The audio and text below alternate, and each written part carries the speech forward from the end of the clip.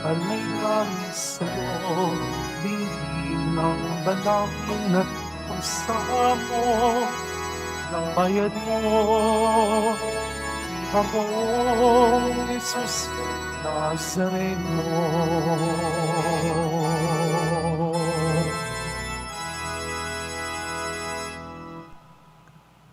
Sa ngalan ng Ama at ng Anak at ng Espiritu Santo, Amen. sumainyo ang Panginoon. At sumaiho rin. Mga kapatid, aminin po natin ang ating mga kasalanan upang marapat tayong gumanap sa banal na pagdiriwang.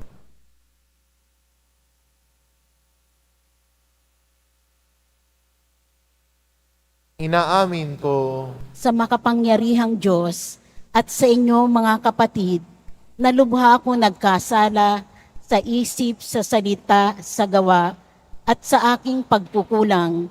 Kaya isnasamo ko sa mahal na Birheng Maria, sa lahat ng mga anghel at mga banal, at sa inyo mga kapatid, na ako'y panalangin sa Panginoong ating Diyos. kaawaan tayo ng makapangyarihan Diyos, patawarin tayo sa ating mga kasalanan, at patnubayan tayo sa buhay na walang hanggan. Amen. Panginoon, kaawaan mo kami. Panginoon, kaawaan mo kami. Kristo, kaawaan mo kami. Kristo, kaawaan mo kami. Panginoon, kaawaan mo kami. Panginoon, kaawaan mo kami. Manalangin tayo. Ama naming makapangyarihan, ikaw ang may gawa ng sa mga kaloob mo'y ibinibigay. Sa katauhan ni San Luis ay pinagtambal mo ang pambihirang kalinisan ng pamumuhay at pagpapakasakit sa ikapagpapatawad ng mga kasalanan. Pakundangan sa kanyang kagitingan at pagdalangin, matularan nawa namin siya sa pagpapakasakit, kundi man sa pambihirang buhay na sakdalinis sa pamamagitan ni Hesukristo, kasama ng Espiritu Santo magpasawalang hanggan. Amen. Maupo muna po ang lahat. Pagbasa mula sa ikalawang aklat ng mga hari. Noong mga araw na iyon, nang malaman ni Atalia na patay na ang anak niyang si Ocoseyas, sinikap niyang patayin ang lahat ng kamag-anak ng hari. Ngunit si Joas na anak ni Ocoseyas ay naitakas ng tiyan niyang si Josaba na anak ni Haring Huram at kapatid ni Ocoseyas. Itinago niya ito, pati ang tagapag-alaga, ang taga sa isang silid, kaya hindi napatay ni Atalia.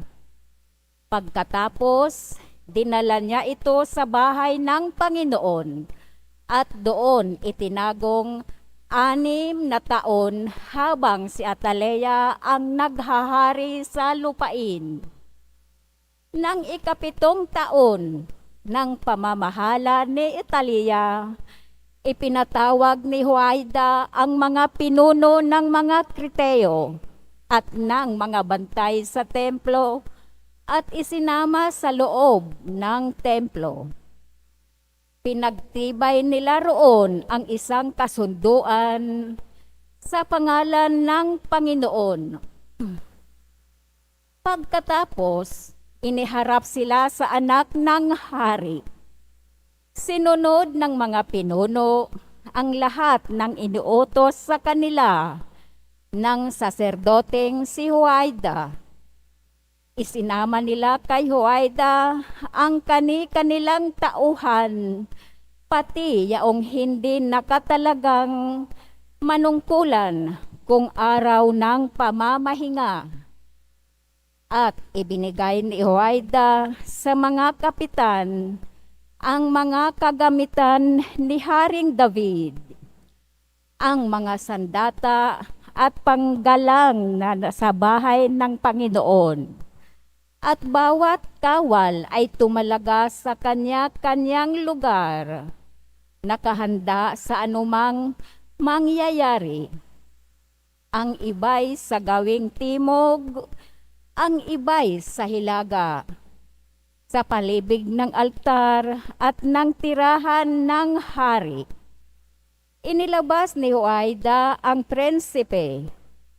Kinaroronahan niya ito. Iniabot ang aklat ng kautusan. Binuhusan ng langis at itinalagang hari. Pagkatapos, nagpalakpakan sila at nagsigawan. Mabuhay ang hari! Nang marinig ni Atalaya ang pagkakaingay ng mga bantay at ng mga tao, pinuntahan niya ang mga ito sa bahay ng Panginoon. Pagdating doon, nakita niyang nakatindig ang hari sa isang mataas na lugar tulad ng kinaugalian. Ang mga kapitan at ang mga taga-ihip ng propeta ay nakatayo sa tabi nito. Ang buong bayan naman ay di magkamayaw sa galak at walang malamang gawin sa pag-ihip ng kanilang trompeta. Nang makita ito ni Atalaya, tinira niya ang kanyang kautusan at malakas na sinabi, "Ito'y isang malaking kataksilan." Iniutos ni Huwaida sa mga kapitan, ilawas ang babaeng iyan at patayin pati ang sinumang susunod sa kanya. Ngunit huwag siyang papatayin sa bahay ng Panginoon. Kaya'y sinunggaban nila, inilabas sa daanan ng mga kabayo ng hari, papasok sa palasyo, at doon pinatay. Pagkaraan noon, sinariwa ni Huwaida ang tipang ng Diyos at ng mga tao. Muli niyang pinanumpa ang hari at ang mga tao na sila'y papailalim sa tipan. Ang mga tao'y nagtuloy sa templo ni Baal. Giniba nila ito at winasak pati rebulto ni Baal. Pinatay nila sa harap ng altar si Matam, na saserdote ni Baal. At si Huwaida ay nagtalaga ng mga bantay sa bahay ng Panginoon. Nagdiwang ang bayan at naging mapayapa sila mula nang patayin si Atalaya sa tirahan ng hari. Ang salita ng Diyos. Salamat sa Diyos.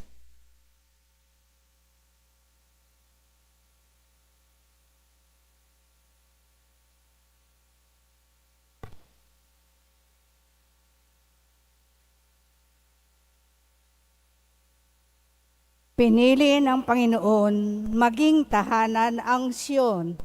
Pinili ng Panginoong maging tahanan ang Siyon. Ang iyong pangako sa lingkod mong David, huwag mong babawiin. Ganito ang iyong pangakong habilin. Isa sa anak mo ang gagawing hari upang mamahala matapos na ika'y pumanaw sa lupa. Pinili ng Panginoong maging tahanan ang Siyon. Kung maging tapat ang mga anak mo sa bigay kong tipan, at ang mga utos ko ay igagalang, ang mga anak mo'y pawang maghaharing walang katapusan. Pinili ng Panginoong maging tahanan ang Siyon. Pinili ng Poon na maging tahanan ang lungsod ng Siyon. Ito ang wika niya. Doon ako titira panghabang panahon. Ang paghahari ko'y magmumula roon. Pinili ng Panginoong maging tahanan ang Siyon.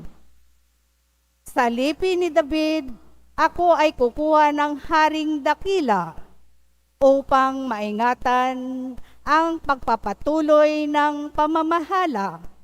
Yaong kaharian niya ay uunlad at mananagana.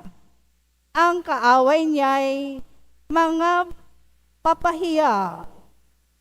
Pinili ng Panginoong maging tahanan ang Siyon. Magsitayo na po ang lahat.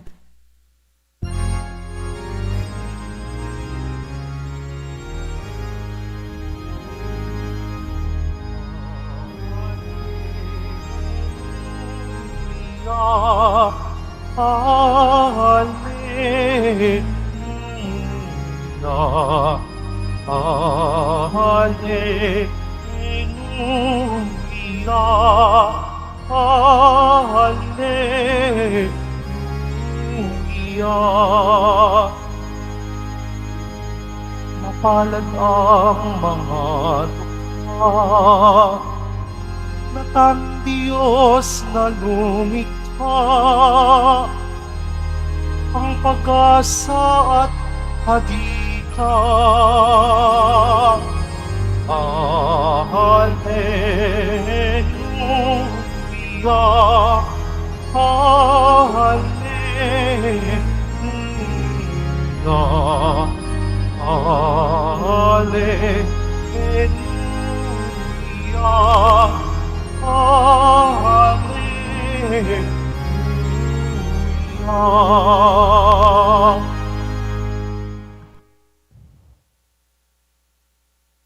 Sumainyo ang Panginoon. At sumaiyo rin. Ang mabuting balita ng Panginoon ayon kay San Mateo. Papuri sa iyo, Panginoon. Nung panong iyon, sinabi ni Jesus sa kanyang mga alagad, "Huwag kayo mag-impok ng kayamanan dito sa lupa. Dito may naninirang tanga at kalawang, at may nakapasok na magnanakaw. Sa halip, impukin ninyo ang mga kayamanan sa langit.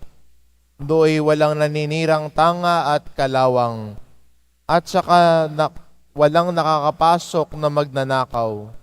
Sapagkat kung saan naroon ang iyong kayamanan, naroon din naman ang iyong puso. Ang mata ng pinakailaw ng katawan, kaya't kung malinaw ang iyong mata, maliliwanagan ang buo mong katawan. Ngunit kung malabo ang iyong mata, madirimlan ng buo mong katawan. Kaya't kung ang liwanag na nasa iyo ay kadiliman pala, napakadilim niyan." Ang mabuting balita ng Panginoon. Pinupuri ka namin, Panginoong Hesukristo. Maupo muna po ang lahat.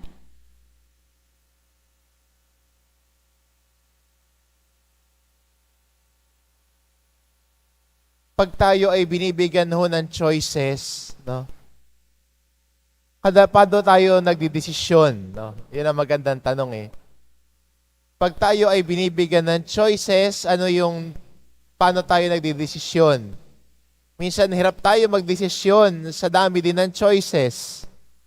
Di ba ho, pag pupunta ka ng restaurant, hindi mo alam ano orderin mo, sa dami ng pwedeng orderin, no? Nakukonfuse ka na. Pero sa buhay din natin, we are also faced with choices, di ba? May lagi pagkakataon tayo para pumili. At paano tayo pumipili? Pumipili tayo ayon sa mahalaga sa atin. We choose depending on what we value. Kaya magandang tanong din sa atin, no? Ano yung pinakamahalaga sa buhay natin? What do we value the most? Ano yung binibigyang halaga natin? At kung ano yung binibigyang halaga natin, yun ang importante sa buhay natin. Ang iba, mahalaga sa kanila ang pamilya. Lalo na ho sa atin mga Pilipino, parte ng ating kultura ng pagiging Pilipino, ang pagbibigay halaga sa pamilya. Hindi ho ba? Kaya di ba narinig natin, madalas sinasabi, ay, family first ako.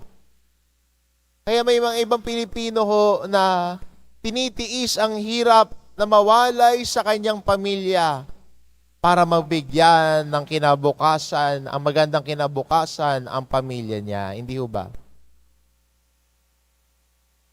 Dahil mahalaga sa kanya yung pamilya niya. Pinipili ang pamilya. Sana wag natin kalimutan ito bilang mga Kristiyano at bilang mga Pilipino na parte ng ating kultura ang pagpapahalaga sa pamilya. Parte ng iyong pagiging Pilipino. Hindi lang sa kulay mo, hindi lang sa pananalita mo. Nauso yung paano mo daw malalaman ang Pilipino kung nasa abroad. Pag sumisit ka daw ay lilingon na siya. O yung tinatawag nilang Filipino accent. Pero what makes us Filipino also depends on our values. Ano yung mahalaga para sa atin? Para sa atin, mahalaga ang pamilya. Para sa ating mga Pilipino, mahalaga sa atin ang pananampalataya natin. Lalo na ho, bilang mga deboto ni Jesus Nazareno, mahalaga sa atin ang ating pananampalataya at debosyon kay Jesus Nazareno. Kaya, pinipili nyo na pumunta rito ngayong Biyernes. Baka yung iba ho sa inyo may pasok pa, pero nagbibigay ng oras, naglalaan ng oras para makapunta rito dahil Biyernes, dahil mahalaga si Jesus Nazareno sa buhay natin. Yung pagpili natin ay nakaayon sa ating pinapahalagahan. Kaya maganda rin po sana bilang mga Pilipino at Kristiyano at iboto ni Jesus Nazareno, marami sa paligid natin na ilalayo tayo sa pinanindigan natin o pinapahalagahan natin. Marami magsasabi, huwag ka na magsimba. Mamaya magkakasala ka na naman. Huwag ka nang magsimba. Uminom na lang tayo.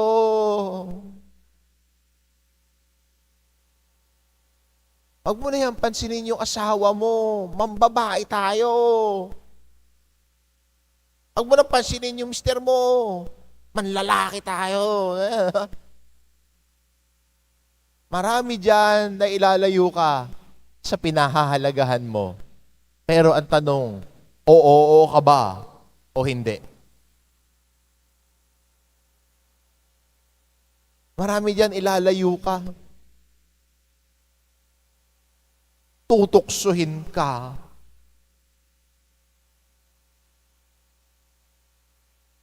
Pero ang tanong ay ang sagot ay lagi nasa iyo. Anong itutugon mo sa mga paanyayang yon? Oo ka ba? O hindi ka? At yung pagpili mo ay naayon sa iyong pinahahalagahan. Pag pinapahalagahan mo ang pananampalataya mo, pag may nag-aaya sa iyo na hindi magsimba, ang sasagot mo sa kanya, hindi. Mahalaga sa akin ang debosyon ko kay Nazareno. Sisimba ko, bahala ka dyan. Pag pinapahalaga mo ang asawa mo at ang mga anak mo, pag may nag-aaya sa iyo na magtaksil sa iyong asawa, ang sasabihin mo, no, hindi. Gagawin yan. Mahalaga sa akin ang pamilya ko. Kaya ho, what we choose in life depends on what we value the most. At ito rin po yung pinahayag sa atin ng ating ebanghelyo ngayon. Kung saan naroon ang iyong kayamanan, naroon din naman ang iyong puso. What we value, ano yung pinahahalagahan natin sa buhay, ano yung vina-value natin, yun ang sinusundan natin. At sana bilang mga Kristiyano, bigyang halaga natin lagi ang ating pamilya. Bigyang halaga ang buhay mag-asawa. Huwag iwalang bahala. Bigyang halaga. Bigyang halaga ang ating pananampalataya kay Nazareno. Ang ating debosyon. At kung binibigyang halaga natin ang ating debosyon, hindi lang tayo nagdarasal, kundi ang pinagdarasal natin at pinagdinilayan sa simbahan ay parte din at sinusubukan natin maging parte din ng ating buhay at pagkatao. Kaya nga, hindi ba, bilang mga deboto, lumalago din tayo sa ating pananampalataya. Lumalago din tayo sa kakayahan natin magmahal. May nagbabago sa buhay ng isang deboto. Mas bumabait. Mas nagiging maunawain. May nangyayaring tinatawag nating conversion of heart. What we hold dear, what we value in life, we always say yes to that. Kaya sana bilang Kristiyano, muling nating tignan, muling nating silipin ang ating puso. Ano ba yung pinahahalagahan ko? Ano ba yung mga pinangahawakan ko sa buhay? At sana, yung values natin ay maiayo natin sa aral at turo ni Jesus. Pwede bang hubugin yung values natin? Oo. Pwede bang hubugin yung mga, baka may binavalue ka na hindi pala maayos o mabuti. Yung iba, mas pinipili ang bisyo. Yung iba, mas binibigyang halaga yung pera at kayamanan. Kaya trabaho ng trabaho, si Lord naalala lang pag may problema. Baka yun yung binavalue niya. Magandang paalala din sa atin na yung pinahahalagahan natin sana, unang-una ang Diyos. Ang ating pananampalataya sa Kanya. At bilang mga Pilipino at bilang mga Kristiyano, binibigyang halaga din natin ang ating pamilya. Pinapangalagaan ang buhay pamilya. Nagtutulungan sa pamilya. Hindi pabigat sa pamilya.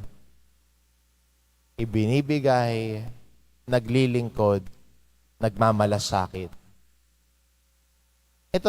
Itong pinangahawakan natin. Ito yung binavalue natin. At maganda no sa ating pagdiriwan na misang ito, hayaan natin na ang Diyos ang umubog sa ating pagkatao.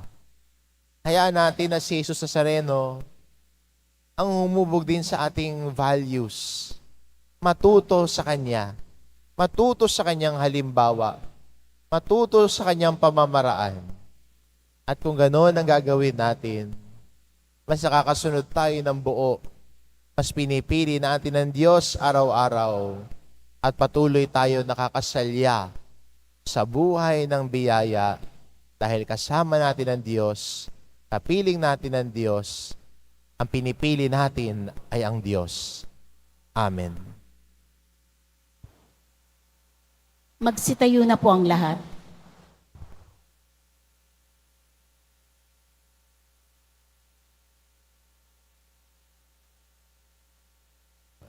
Minamahal ko mga kapatid, hinahamon tayo ni Jesus na mag-ipon ng kayamanan sa langit kaysa kayamanan sa lupa. Ituon natin ang ating puso sa kalangitan sa ating panalangin. Panginoon, maghari ka sa aming mga puso. Panginoon, maghari ka sa aming mga puso. Ang simbahan, naway gawing malaya ang mga kalalakihan at kababaihan sa pagkaalipin, sa materialismo, sa pamamagitan ng pagtuturo sa kanila ng mga bagay na pinahahalagahan ng kaharian ng Diyos. Manalangin tayo. Panginoon, maghari ka sa aming mga puso. Ang mga politiko at lingkod, pangmamamayan, naway magsimula ng mga programa at proyekto sa kabuuang pag-unlad ng lipunan at kanilang mga nasasakupan. Manalangin tayo. Panginoon, maghari ka sa aming mga puso. Ang mga taong pinagkatiwalaan ng higit na kayamanan, naway mapagtanto ang kanilang katayuan bilang mga tagapangalaga lamang at hindi mga lubos na nagmamay-ari ng mga biyayang kanilang angkin. Manalangin tayo. Panginoon, maghari ka sa aming mga puso. Ang mga pinagkaitan ng mga bagay sa mundong ito, naway mapagtanto ang kagandahan ng pagtotoo ng kanilang puso sa makalangit na kayamanan. Manalangin tayo. Panginoon, maghari ka sa aming mga puso. Ang mga nagdusa at namatay sa pananampalataya, naway umani ng makalangit na gantimpala. Manalangin tayo. Panginoon, maghari ka sa aming mga puso. Ama naming nasa langit, hindi nagbabago o kumukupas ang iyong pag-ibig sa amin. Bigyan mo kami ng lakas at tapang na lumakad sa iyong presensya sa araw-araw ng aming buhay. Hinihiling namin ito sa pamamagitan ni Kristong aming Panginoon. Amen. Maupo muna po ang lahat.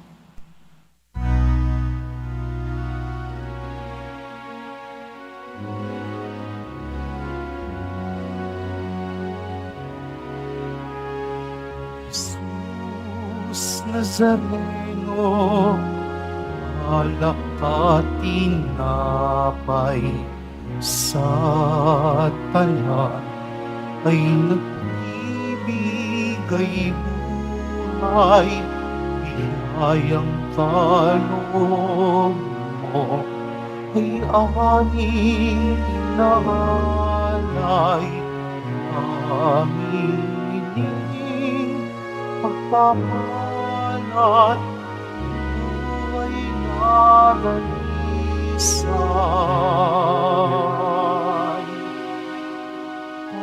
Pagpapalad, buhay na ganisan.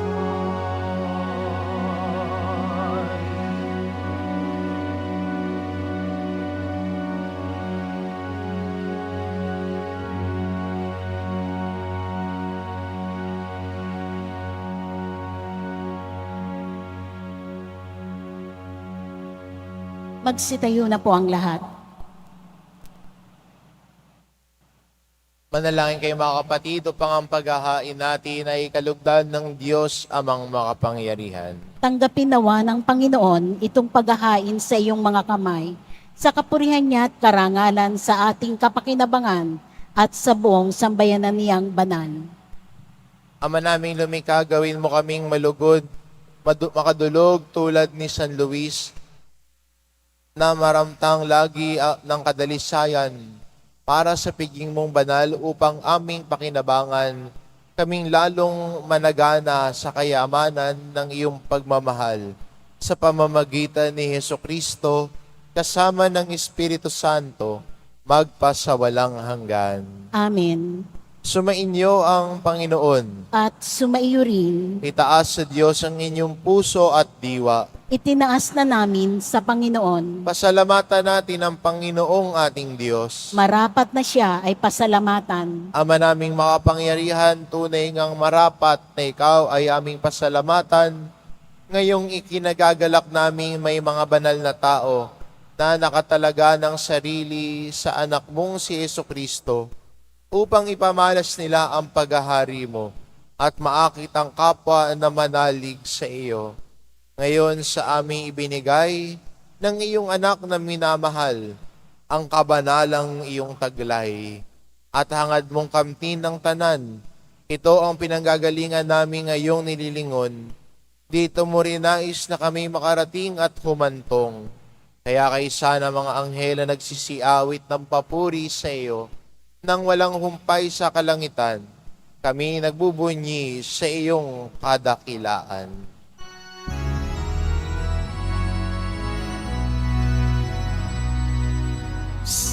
Santo, Santo, Santo, Panginoong Diyos ng mga hukbo, napuno ang langit at lupa ng kadakilaan mo. Hosana sa kaitaasan, pinagpala na paririto sa ngalan ng Panginoon.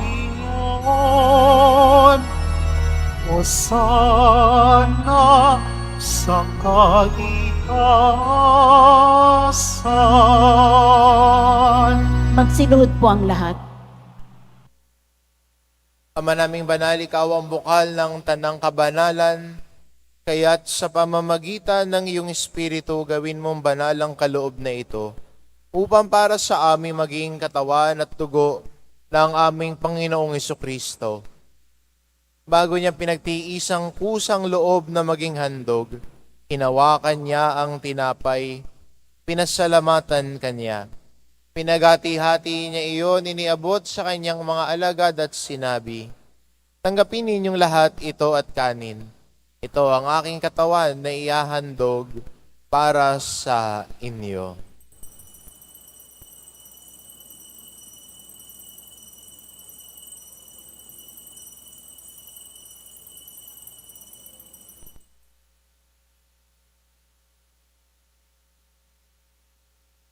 Gayon din naman na matapos ang hapunan, hinawakan niya ang kalis. Muli kanyang pinasalamatan. Iniabot niya ang kalis sa kanyang mga alagad at sinabi, "Tanggapin ninyong lahat ito at inumin. Ito ang kalis na ang aking dugo ng bago at walang hanggang tipan. Ang aking dugo na ibubuhos para sa inyo at para sa lahat, sa ikapagpapatawad ng mga kasalanan. Gawin ninyo ito sa pag-alala sa akin."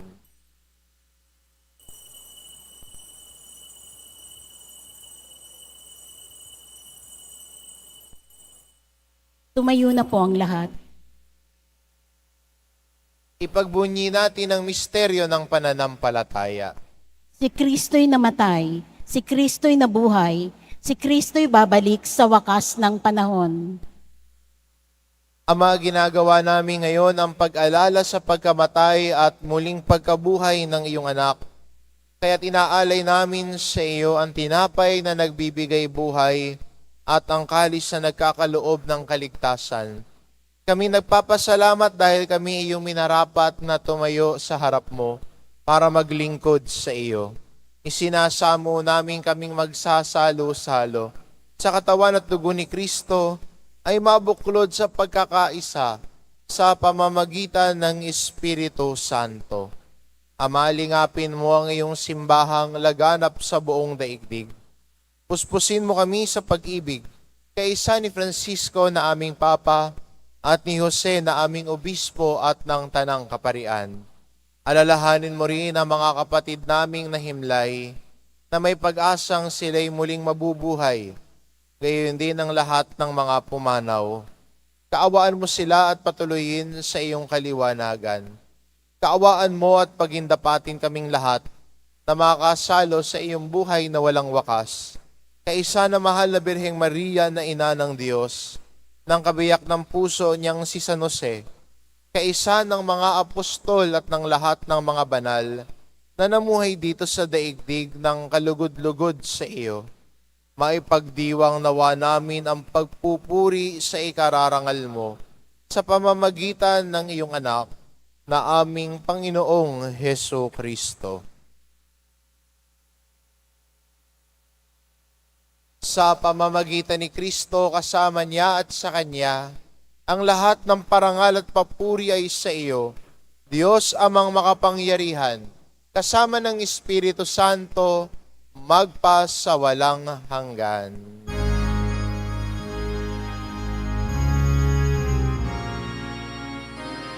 Amen.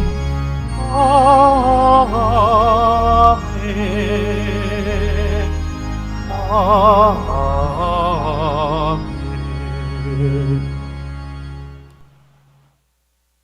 Sa tagubilid ng mga nakagagaling na utos at turo ni Jesus na Panginoon natin at Diyos, ipahayag natin ng lakas loob.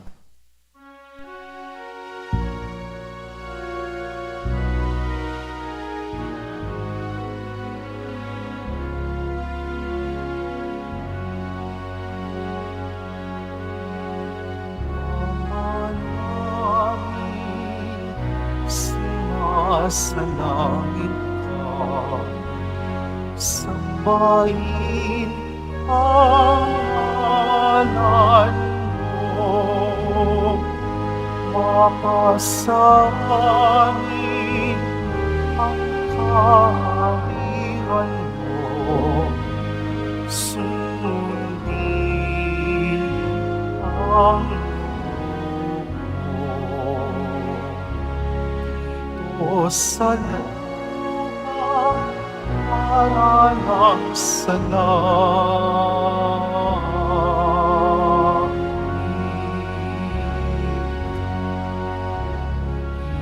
Iyan mo kami ngayon ng aming kakanin sa araw-araw. Patawarin mo kami sa aming mga sala para ng pagpapatawad namin sa nagkakasala sa amin at huwag mo kami ipaintulot sa tukso at iagya mo kami sa lahat ng masama. Inihiling namin kami adya sa lahat ng masama, pagkalooban ng kapayapaan araw-araw, iligtas sa kasalanan, at ilayo sa lahat ng kapahamakan. Samantalang aming pinananabikan ang dakilang araw ng pagpapahayag ng tagapagligtas naming si Heso Kristo. Sapagkat iyo ang kaharian at ang kapangyarihan at ang kapurihan magpakailanman. Amen. Panginoong Hesukristo, sinabi mo sa iyong mga apostol, kapayapaan ang iniiwan ko sa inyo, ang aking kapayapaan ang ibinibigay ko sa inyo. Tungayan mo ang aming pananampalataya at huwag ang aming pagkakasala. Pagkalooban mo kami ng kapayapaan at pagkakaisa, ayon sa iyong kalooban, kasama ng Espiritu Santo, magpasa walang hanggan. Amen. Ang kapayapaan ng Panginoon ay laging sumainyo. At sumaiyo rin. Magbigayan kayo ng kapayapaan sa isa't isa. Kordero ng Diyos na nag-aalis ng mga kasalanan ng sanlibutan, maawa ka sa amin. Kordero ng Diyos na nag-aalis ng mga kasalanan ng sanlibutan, maawa ka sa amin. Kordero ng Diyos na nag-aalis ng mga kasalanan ng sanlibutan, ipagkaloob mo sa amin ang kapayapaan. Lumuhod po ang lahat.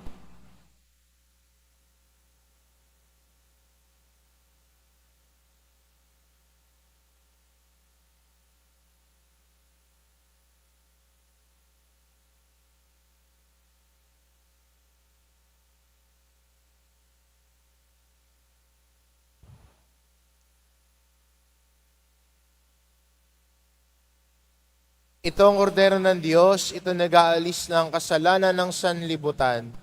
Mapalad ang mga inaanyayahan sa kanyang piging. Panginoon, hindi ako karapat-dapat na magpatuloy sa iyo, ngunit sa isang salita mo lamang ay gagaling na ako.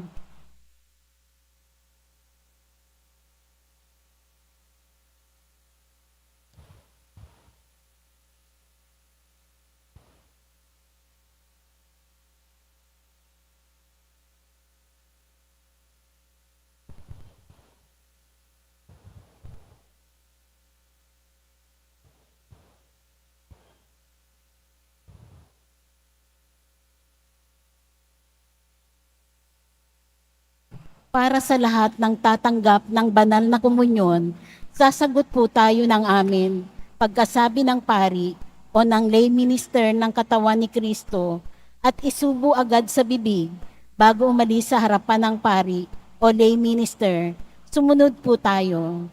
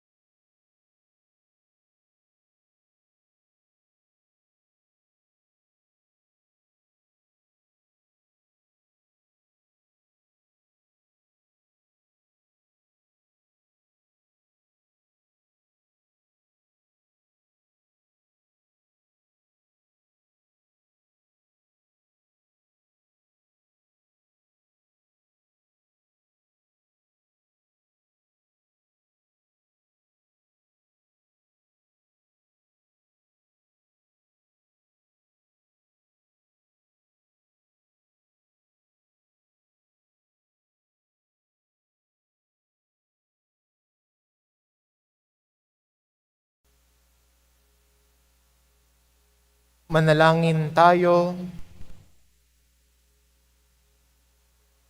Ama naming mapagmahal, kaming iyong pinapagsalo sa pagkain ng mga anghel, ay gawin mong makapamuhay sa pagkauliran ni San Luis sa pagtanaw lagi ng utang na loob sa iyong kadakilaan, sa pamamagitan ni Hesukristo, kasama ng Espiritu Santo, magpasawalang hanggan. Amen.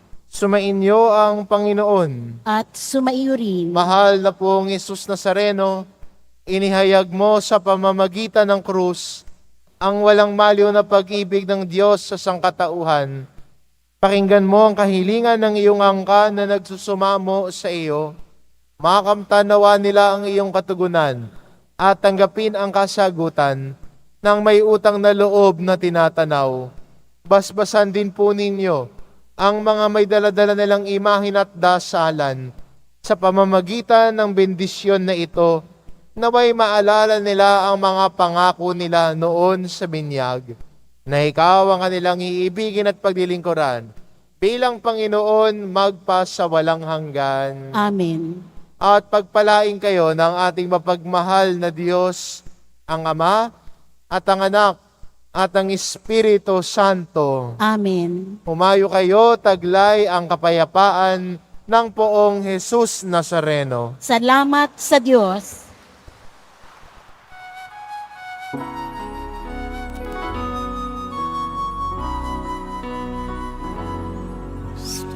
Padre Jesus Nazareno, sinasamba ka namin.